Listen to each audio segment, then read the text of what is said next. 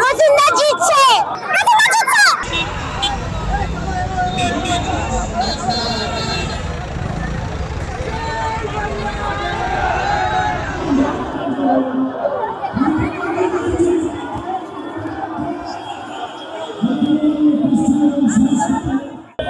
বিরোধী নিয়ে আমি কিছু বলতে চাই না, আমি ভীষণ পজিটিভ। আমি রথিনদাকে এখন থেকে না, অনেকদিন আগে থেকে চিনি, অনেক আলাপ আছে। উনি খাদ্যমন্ত্রী হলেও উনি প্রচন্ড ডায়েট মেনটেন করেন, সেটা আমার খুব ভালো লাগে।